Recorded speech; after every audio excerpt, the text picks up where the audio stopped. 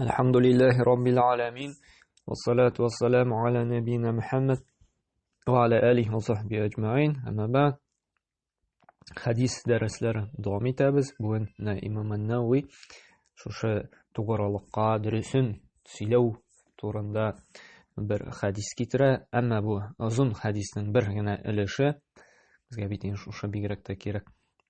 To'g'rilik, durustlik турында bitin deyman. Ammo bu hadis bik ko'p foydalarni o'z ichine ала.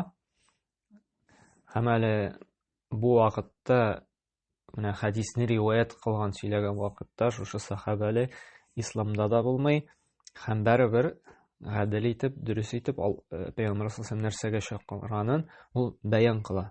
Бу хадис безнең Бухари һәм Муслим җыентыгында килә торган хадис.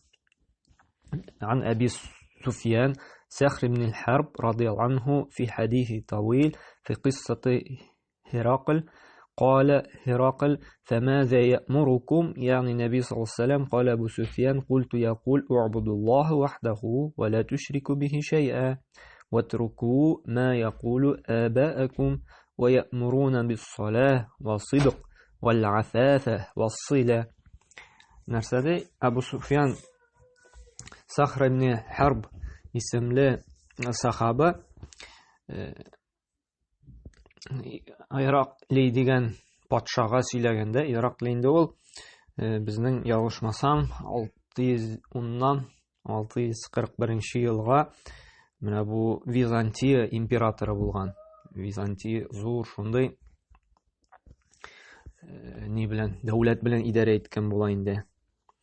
Һәм шушы Абу Суфьян да шушы Византияга баргач, үз эше буенча әле ул вакытта Абу Суфьян нидә булмый, ислам динендә булмый. Әле ул аннан соң гына шушы хадисне сөйлә, ялгышмасам менә Худайбия килешүе белән Мәккәнең ачылуы арасында исламга килә. Ул 6-нчы ел, 8-нче еллар арасында инде, якынча инде. Менә шул вакыт аралыгында ул исламга килә. Әле менә бу хадисне сөйләгәндә, әле ул исламда булмый. Һәм менә шушы Иракли инде аннан сорый, менә инде бит сүз тарала бит инде бөтен дөнья буенча, дәүләтләр буенча. Шундый кеше чыкты, яңа дин белән дип, яңа дингә чакыра дип инде, һәм Иракли шушы патша сорый. Пәйгамбер саллаллаһу алейһи ва сәллям нәрсәгә чакыра, нәрсәгә өнди, нәрсә эшләргә әмер итә дип инде. Ул сезгә нәрсә эшләргә әмер итә дип сорый. Һәм Абу Суфьян әйтә, минде ул ди безгә дә инде Аллаһның бер үзенә генә гыйбадәт кылырга һәм аның белән башка бер нәрсәгә дә гыйбадәт кылмаска әмер итә ди. Һәм шуны кабул иткәннән соң намаз укырга боера ди, һәм тугры, ягъни хаклыкка сөйләргә, дөресен генә сөйләргә, ягъни ялганнан тыелырга куша ди. Һәм яхшылык кылырга куша ди. Яхшылык, изгелек кылучылардан инде теге гынаһлардан, бузыклы фәхиш гамәлләрдән тыелырга әмер итә ди. Һәм туганлык җепләрен ныгытырга әмер бирә ди. Һәм менә бу күренгәнчә бу хадис әле менә Абу Суфьян инде шушы Курайш җәмәгате белән шушы Византияга килгәч, ул вакытта инде ул аның башкаласы дигәндә Шәм, Сирия җирлегендә инде урнашкан була бит инде. Һәм менә бу патша Иракли ул Насара динендә була. Һәм бик укымышлы, бик зәки, бик интеллигенция дигәндә хәзерге телдә әйтсәк, Тауратны, Инҗилне яхшы белгән була инде, Коръәнгә ингән китапларын. Һәм ул белә кемдер билгеләрен, яңа пәйгамбер киләсе, шушы ул Хиҗаз җирлегеннән булачак, һәм билгеләрен белә торган була. Һәм шуңа да сорый, нәрсәгә әмер итә ди. Ягъни гадәттә пәйгамберләр килсә, алар нәрсә булса әмер итә, эшләргә куша. Һәм менә шушы Шәм җирлегенә Абу Суфьянның килгәнен белгәч, шушы патша үзенә чакыра. Аның тыңлыйсы килә, шушы яңа чыккан пәйгамбер нәрсәгә чакыра икән, шушы китаплардан укыган үз белеменә туры килә микән, аның чакыруы ди инде. Шуңа да ул Пәйгамбәр саллаллаһу алейһи ва саллям турында сораштыра башлый. Һәм ул аны таный, кабул итә. Әмма шушы малга байлыкны югалтасы килмәү сәбәпле инде идарәне ул инде шушы Аллаһ Тәгалә бер хикмәте була инде кабул итми, ягъни исламга керми. Әмма бөтен нәрсәне кабул итә. Хак дин икәнен дә, дөрес икәнен дә. Әмма кабул итми, менә шушы дөньяны ярату сәбәпле. Бүген көндә дә менә карагыз. Менә Аллаһ Тәгалә бит инде бер нәрсә зур хикмәт иясе, шулай бит. Менә моны да инде безгә үрнәк итеп куя. Менә бүген көндә дә без мал өчен сатылабыз, шулай бит, байлык өчен. Дин хөкемнәрен кырыйга куеп торабыз. Беләбез, рибаның процентка акча алу, бирү харам икән, зур гына икән. Әмма мал ярату сәбәпле анда яхшы машинада йөрүсе килсә, iPhone аласы килеп, йорт аласы килеп, менә ниндидер дөнья өчен без керәбез шушы зур гынакка. Яки намаз укырга кирәклеген дә беләбез. Намаз укымаган кеше җәннәткә керми дип тә ышанабыз. Намаз укымаса бик каты газап була дип тә иман китерәбез, ышанабыз. Әмма дөнья ярату, менә бу дөнья безне алып кереп китә шушының үзенең вакытлыча матурлыгына. Шуның белән алдаланып, дөнья белән алдаланып, малга сатылып, без намазын да, закатын да, хаҗын да, динне хөкемнәрен калдырабыз. Ягъни менә күп сәбәп мал дөнья ярату аркасында без динне кабул итә алмыйбыз. Һәм менә монда да шундый була инде. Шушы Иракли нишли кабул итми шушы хаклыкны, ислам динен кабул итми. Һәм иң беренче менә хадистә нәрсәдә нәрсәгә әмер итә дигәч, без бит хадисны да бәян кыларга, аңларга тиеш шушы сүзләрне, Абу Суфиянның сүзләре буенча инде. Иң беренче әйтә: "Вa'будуллаһ ва ла тушрику бихи шай'а". Шулай бит, Аллаһка гына гыйбадәт кылыгыз, Аллаһтан башка беркемгә дә, бер путларга, бер сыннарга да күңелегезне беркем белән дә бәйләмәгез ди. Бу инде барлык пәйгамбәрләрнең дә төп максаты. Шулай бит, Нахл сүрәсендә дә 36-нчы аятта әйтә Аллаһ Субханаһу ва Тәгалә: "Ва лaqad ba'athna fi kulli ummati rasula an ya'budullah wa yajtanibu at-taghut". Безгә һәрбер кавемгә, һәрбер халыкка ди расул, илче җибәрдек ди. Нәрсәгә чакырып ди? Аллаһка гына табынгыз, Аллаһка гына буйсыныгыз, Аллаһка гына итагать итегез, Аллаһка гына гыйбадәт кылыгыз һәм аннан башка табына торган иләһләрдән, аннан башка күңелләрне бәйли торган нәрсәләрдән ерак булыгыз дип әмер итсеннәр өчен.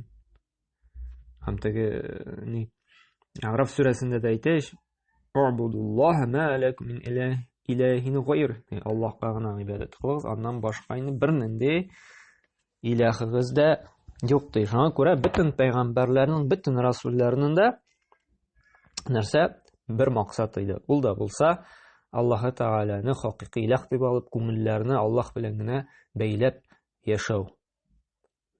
Бу булды инде төп максат. Һәм нәрсәдә утруку ма кана алейһи абаакум. Ата-бабаларыгыздан, аларның юлыннан бармагыз ди. Алар эшләгән эшләрне калдырыгыз ди. Ягъни беләбез, бу вакытта ата-бабалары нишлиләр, путларга, сыннарга табыналар. Шулай бит. Һәм шуларны калдырырга куша. Куръанда да бар бит. Араф сүрәсендә Аллаһ Субханаһу ва Тәгалә әйтә бит: "Ва иза фа'алу фахишatan qalu wajadna 'alayha aba'ana wallahu amarna biha. Qul inna Allaha la ya'muruna bil fahsha. Ataquluna 'ala Allahi ma la ta'lamun". Алар ди фахшлык кылган сайын, берәр бузыклык, начарлык кылган сайын, Без ата-бабаларыбызның шулай эшләүләрен күреп калдык ди. Шуңа шуны эшлибез ди, шуларның юлын дәвам итәбез ди. Хәтта Аллаһ та Коръәндә дә әйтә, карагыз.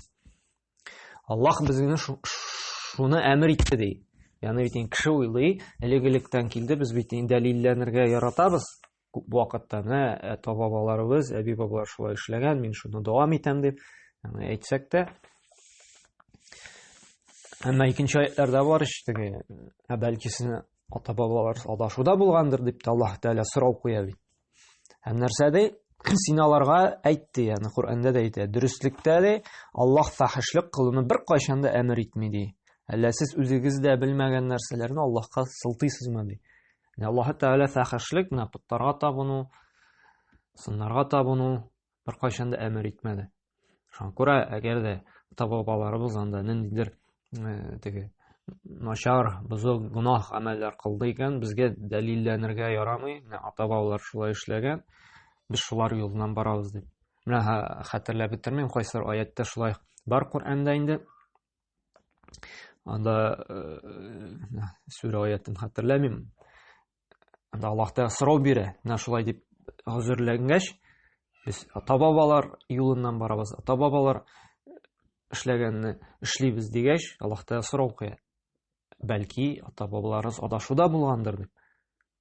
Шуңа күрә, әгәр дә ата-бабалар менә шушы Аллаһка гыйбадәт кылуда, аның хакыйкый динен алып баруда булмаса, без инде алар ата-бабалар һичшиксез дөрес дип аларга ярга ярамый.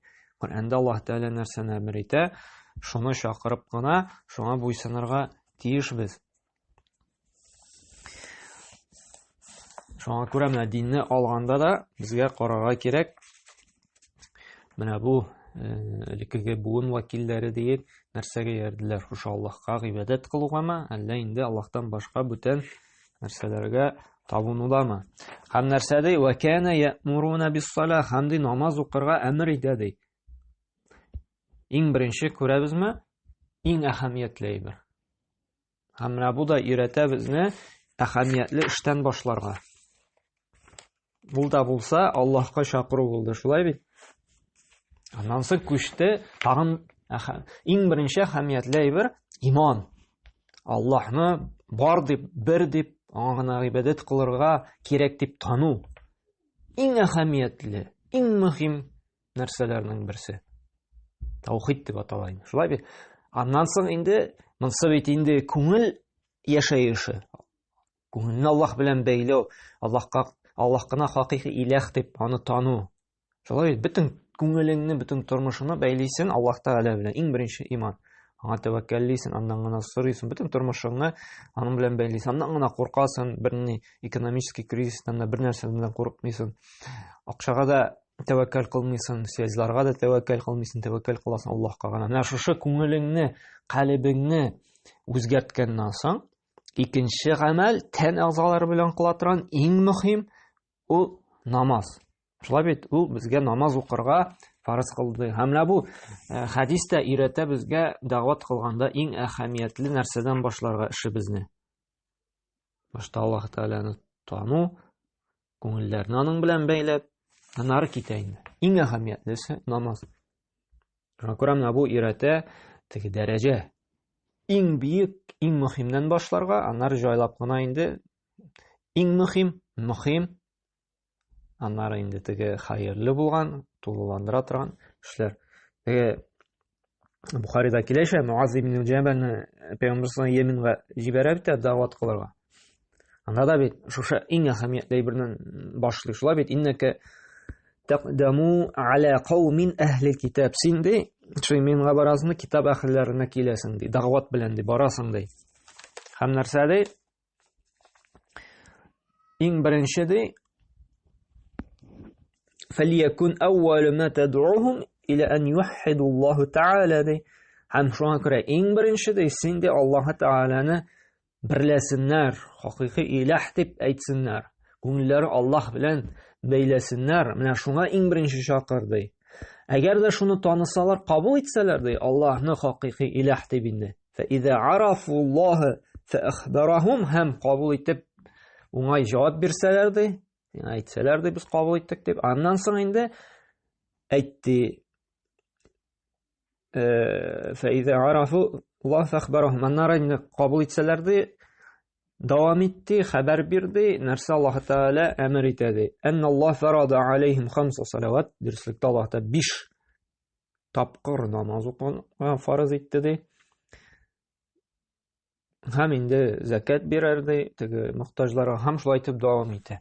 Менә монда да күрсәтә иң әһәмиятле эштән башлана. Һәм инде намаз дидек. Шулай бит намаз инде ул диннең терәге, нигезе, дин намазсыз берничек була алмый инде. Бик күп аятларны алса, Аллаһ Тәгалә гел намазны китерә. Теге мөэминнәрне сүрәтле бит Бакара сүрәсенең 1-5 аятында бит инде беләбез. Алиф лам мим заликал китабу ла райба фиһи худан лил муттақин. Һәм нәрсәдә аллазина юъминуна бил гайб ва юқимунус салаа ва мимма разақнахум юнфиқун. Кемнәр ул мөэминнәр дигәч, ул алар яшерен шушы иманга ышанучылар ди, күрмәгән нәрсәләргә. Шулай бит Аллаһ Тәгаләгә ышану, фәрештәләренә, кыямәт көне. Һәм ويقيمون الصلاة. Кем ди мөэминнәр? Намаз укучылар ди, закат бирүчеләр ди, теге үзләреннән ди инде. Кем ди уңышка ирешә ди? Qad aflaha man tazakka. Кем ди малын ди башкалар белән мохтаҗларга, фәкыйрьләргә бүлешсә ди, чистартса ди, закат биреп. Һәм нәрсә ди? Wa zakara isma rabbih fasalla. Һәм Аллаһны зикр итеп намаз укыса ди. Менә булар ди уңышка ирешәчәк ди. Һәм шулай ук җәһәннәмгә эләккәч, җәһәннәм әһелләреннән сорарлар ди: "Ма салакакум фи сaqar?" Шушы сaqar, шушы җәһәннәмгә нәрсә илтте, нәрсә китерде сезне дип җәһәннәм әһелләреннән сорарлар ди. Мудассир сүрәсенең 42-нче аятында. Һәм нәрсәләр? "Qalу lam nakum minal musallin." Әйтерләр, без намаз укучылардан түгел идек. Намаз уку ул бердән-бер гыйбадат, үлгәнчә хәле үтәлә. Башка гыйбадәтләр бит хаҗ гомердә бер тапкыр гына йөкләнгән. Шулай бит, гомереңдә бер кыласың да бетте, өстеңнән төште. Ураза тоту Рамазанда инде елга бер генә. Елга бер ай ураза тоту. Закат шулай ук мөмкинчелегең булса, байлыгың булса гына елга бер тапкыр гына. Намаз бер кайчанда өстеңнән төшмәй. Син авыртасыңмы, син юлдамы, син сәфәрдә, нинди генә сәбәп булмасын, син укырга тиешсең. Юлда мәсәлән, кыскартып укыла, җыеп укып була. Авыртканда басып укый алмыйсың, утырып укып була, утырып укый алмыйсың, ятып укып була. Тәһарат ала алмыйсың, тәяммум алып була, ягъни җиңеләйтелгән. Әлхәмдүлилләh, шуңа күрә дә намазны инде без бер кайчанда калдырырга тиеш түгелбез. Һәр вакытта да инде һәм теге гел менә уңышка ирешүне Аллаһ Тәгалә намаз белән бәйли. وَالَّذِينَ هُمْ عَلَى صَلَوَاتِهِمْ يُحَافِظُونَ. Кемнәр ул хакыйкый уңышка ирешүче мусульманнар дигәч, Аллаһ Тәгалә әйтә, кайсылары намазларын саклыйлар ди, үз вакытында укыйлар ди. Менә шулар ди. Һәм менә шушы гыйбадат, намаз, ул безне үлгәнчә булырга тиеш. وَاعْبُدْ رَبَّكَ حَتَّى يَأْتِيَكَ الْيَقِينُ ди. Яқин, менә үлгәнчә Аллаһка гыйбадат кылды. Ягъни яқинни өчен монда үлемне яқин дип китерәләр. Чөнки бу дөньяда кайбер кеше ышанмый. Шулай бит, җәннәт белән җәһәннәмгә дә ышанмый, Аллаһның барлыгына да ышанмый, үлгәннән соң кире кубарылуга да ышанмый. Кабергә кирип яткач, бөтен нәрсә инде күренәчәк. Кабер газабында тотыячак, фәрештәләр килеп сорау ала башлаячак. Шулай бит, анда уже яқин була, анда шик булмаячак. Шуңа күрә менә шушы яқин, бер шикләнүсез ышану булганча хәтлек, үлгәнчә хәтлек инде гыйбадат кылды. Аллаһ Субханаһу ва Тәгалә әйтә. Һәм менә бу намаз да ул Аллаһ белән бер килешү. Әл-аһду аллази бәйнәнә ва бәйнәһум ас-салаа. Безнең белән арасында да намаз уку ди. Ягъни менә бу атеистлар дик, күфер әһелләре, инкар итүчеләр, шулар белән айыру билге ди, ул да булса намаз уку ди. Әгәр дә менә без шанабыз дип әйтәбез икән, без иманыбызны инде нишлибез? дәлиллибез, раслыбыз шушы иң бөек ибадәт намаз белән. Һәм нәрсәди шушы намаздан соң инде وَكَانَ يَأْمُرُنَا بِالصِّدْقِ һәм әмер итәди бары тик дөресен генә сөйләү. Хакыйкатьне генә тугры булу. Шаналарына. Әйе, бүгенге көндә инде теге кайбер дөресен сөйләсәң утыртып та куярга мөмкиннәр инде, шулай бит. Дөресен әйтсәң, теге туганыңа ярамын дип тә әйтәләр бит инде, проблемалар да чыгарга мөмкин. Әмма шуңа карамастан без бәребер булдыра алганча, көчебездән килгәнчә ялганнан ерак булырга тиешбез. Чөнки мусульманны бер кайчанда ялган бизәми, көчебездән килгәнчә тугры булырга кирәк. Үзебезнең сүзләребезгә, гамәлләребездә дөресен генә сөйләргә. Чөнки алда дәресләрдә әйткәнчә, дөреслек кенә, хаклык кына җәннәткә илтә. Ялган җәһәннәмгә илтә. Нәрсәдә? Я әйюһәлләзина аману Я әйюһәлләзина аману тақуллаһа ва куну ма'ас-садиқин. Эй иман китерүчеләр, әгәр дә чынлап торып Аллаһның барлыгына, берлегенә ышандык икән, Аллаһ Тәгалә нәрсәдә? Аллаһ Тәгаләнең җәзасыннан сакланыгыз ди, тақвалы булыгыз ди, һәм дөресен сөйләүчеләр белән генә булыгыз ди. Дөресен сөйләүчеләр белән генә булыгыз ди. Һәм менә шушы дөресе сөйләүчеләр генә һәр вакытта да менә ялганнан тыелып, хакыйкатьне сөйләүчеләр, ялганнан ерак булып, алар менә хәтта нинди дәрәҗәгә ирешерләр? Пәйгамбәрләр белән, шаһидләр белән, изгеләр белән бергә булырлар ди. Ничек Аллаһ Субханаһу ва Тааля Ниса сүрәсе 69-нчы аятында әйтә: وَمَن يُطِعِ اللَّهَ وَرَسُولَهُ فَأُولَئِكَ مَعَ الَّذِينَ أَنْعَمَ اللَّهُ عَلَيْهِم مِّنَ النَّبِيِّينَ وَالصِّدِّقِينَ وَالشُّهَدَاءِ وَالصَّالِحِينَ.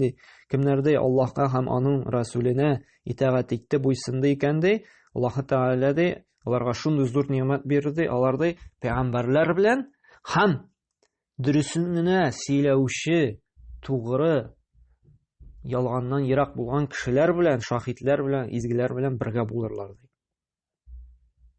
Күрәбезме? Менә бу дөреслек тә, тугрылык та безнең әле сүздә генә түгел, гамәлдә дә булырга тиеш. Әгәр дә без ышанабыз дип әйтәбез икән, шушы ышануыбызны, шушы иманыбызны, шушы тақвалыгыбызны безнең әле гамәлләр дә күрсәтергә тиеш. Тел белән генә мин ышанам дип җитми. Бу дөньяда да дөнья белән мисал китерсәк, мин гел сөйләргә яратам инде. Беребез дә менә мин яхшы пешекче, яхшы шофер, яхшы балта остасы, яхшы программист дип идә утырмый. Шулай бит шушы әйткән сүзебезне без раслап, дәлилләп, эшләп күрсәтәбез. Менә шушы эшебезне күрсәткәннән соң гына безгә ышаналар һәм безгә хезмәт хакы түлиләр, акча түлиләр. Шулай бит менә мин ышанам дип әйттек икән, Аллаһ Тәгалә, без дә аны раслап, дәлилләп күрсәтергә тиешбез. Аллаһ Тәгаләгә дә, үзебезгә дә, калганнарга да намаз укып, дөресен генә сөйләп, зәкатлар биреп, хаҗ кылып һәм башка инде амаллар белән. Шундый кызык теге чагыштыру да килә Бакара сүрәсендә менә 177-нче аятында Аллаһ Субханаһу ва Тааля әйтә бит: ولكن البر من آمن بالله واليوم الآخر والملائكة والكتاب والنبيين وآتى المال على حبه ذوي القربى واليتامى والمساكين وابن السبيل والسائلين وفي الرقاب وأقام الصلاة وآتى الزكاة والموفون بعهدهم إذا عاهدوا والصابرين في البأساء والضراء وحين بأس أولئك الذين صدقوا وَأُولَئِكَ هُمُ الْمُتَّقُونَ ди. Нәрсәдә Аллаһ Субханаһу ва Тааля менә шушы узын аятта инде изгелекнең асылын нәрсә белән раслый? Гыйбадәтләрегездә дә йөзегезне көнчыгыш яки көнбатышка юнәлдерүегез дә изгелек кылу түгел ди. Әгәр дә шул хакта Аллаһ Тааляның әмере булмаса да, ләкин кемдә кем Аллаһка, ахират көненә, фәрештәләргә, китапларга һәм барча пәйгамбәрләргә иман китерсә ди, үзенең яраткан үзеннән артмаган малыннан Аллаһы Тәгалә ризалыгы өчен туганнарына, ятимнәргә, мискиннәргә, юлда малсыз калучыларга, садака сораучыларга өлеш чыгарса ди, кылны яки әсирне сатып алып азат итсә ди, йөкләтелгән намазларның бөтен шартларын туры китереп укыса ди, тиешле закатын биреп барса ди, төзегән килешүләренә тугры булса ди, факирлектә, ширләгәндә һәм инде сугышның авыр мизгелендә сабыр итсә ди, менә ул чын изгелек кулы була ди. Һәм аларда шушындый сыйфатларга ия булучылар ди, иманнарына тугрыклы булучылар ди. Ягъни, менә сыйдык, тугры булучылар ди, хаклыкта булучылар ди, дөресен генә сөйләүчеләр ди, менә шулар булырлар ди.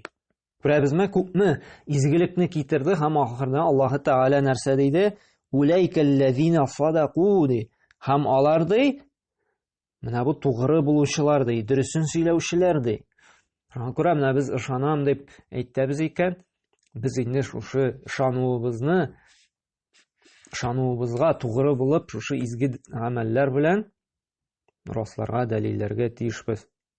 Алар кушканнарын үтәп, тыйганнарын тыелып, Аллаһы Тәгалә җәзасын сакланучы тақва бәндәләр булырлар ди. Бу да инде күрсәтә, бу тугрылык, дөресен генә сөйләү, ул ислам диненең иң бик күрсәткече. Шуңа күрә сыйдык, дөресен сөйләү, тугрылык, аның капма каршысы ялган. Шулай бит? Иманның нигезе сыйдык, тугрылык, дөресен сөйләү. Нифакның, икейөзлекнең, лицемерның, аның нигезе ялган, икейөзлек. Менә буның көндә шунхатлык күп икейөзлекләр, шулай двойный стандарт иделәр бит инде. Бу бик куркыныч. Үзебез дә кайбер вакыт шуны аңламастан шуңа эләгәбез. Моннан инде дәваланырга кирәк шушы аятлар, шушы хадислар белән.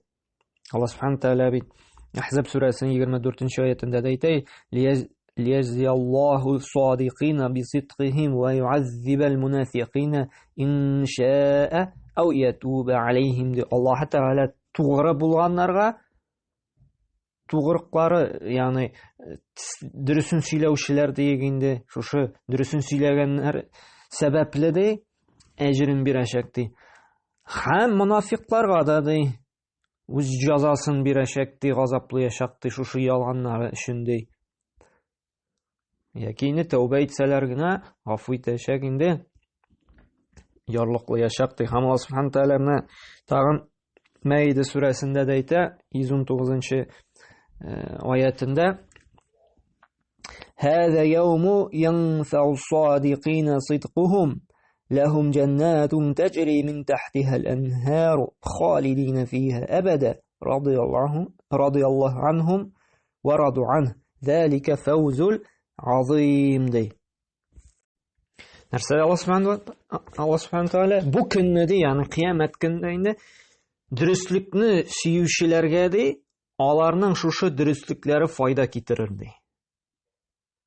Алар өчен агачлары астыннан елгалар агып торган җәннәт бакчалары булыр ди. Алар анда мәңге калыр ди. Аллаһ алардан разый булыр, канәгать булыр, риза булыр ди. Һәм алар да аннан разый калырлар ди. Ягъни мөмин мөселманнар. Бу алар өчен олуг уңышка ирешү ди. Менә хакыйкый уңыш ди. Нәрсә ул ди? Дөреслекне, хаклыкны яратасың икән, һәм сүзләреңдә дә дөресен генә сөйлисең икән, һәм шушы ышануыңны раслыйсың икән шушындый изгелекләр белән инде, тугры булып каласың икән әйткән сүзеңә инде, менә бу сәбәп булыр ди җәннәткә керергә инде. Һәм нәрсә ди? Әле мунафиқ дигәч, менә онытканбыз әйтергә, теге ни өчен менә мунафиқ дип әйтәләр, теге мунафиқның 3 галәмәте бар бит инде. Әгәр дә берәрсе сөйли икән, ул ялганлый ди.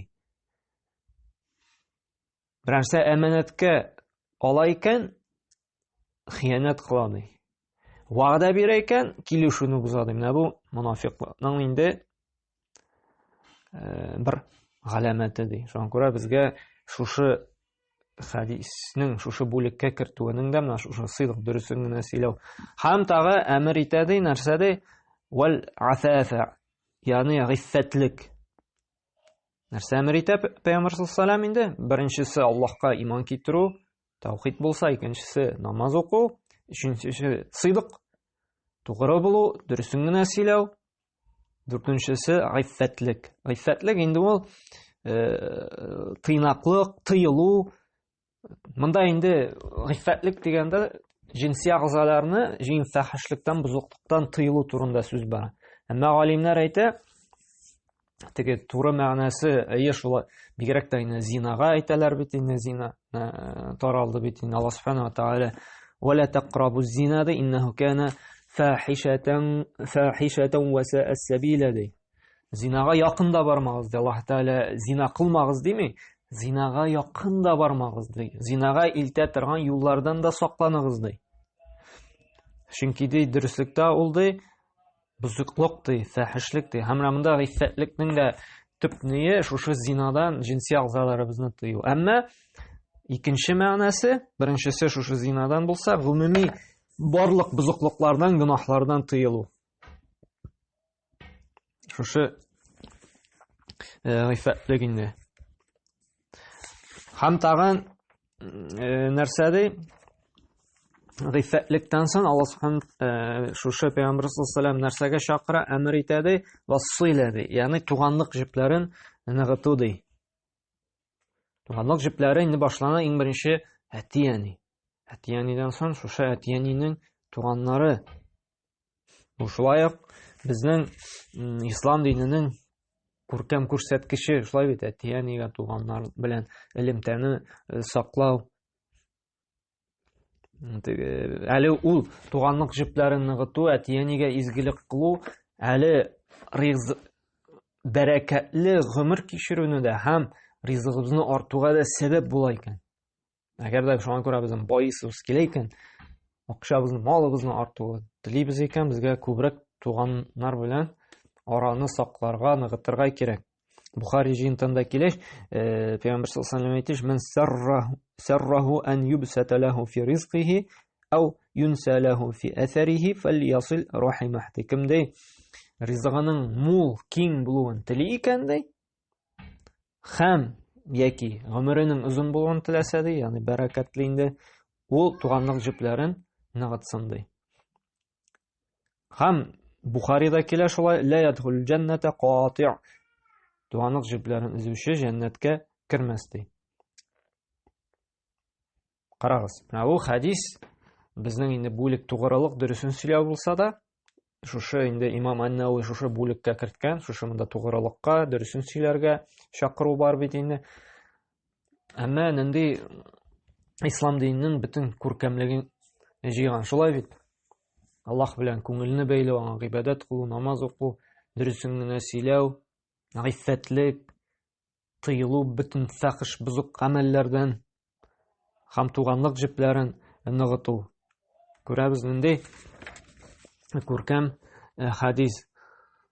Һәм Пәйгамбер саллаллаһу алейһи ва саллям инде шушы нәрсәләргә чакырган, һәм инде шушы патша моны таныган, шанган, дөрес хаклык икән аңлаган.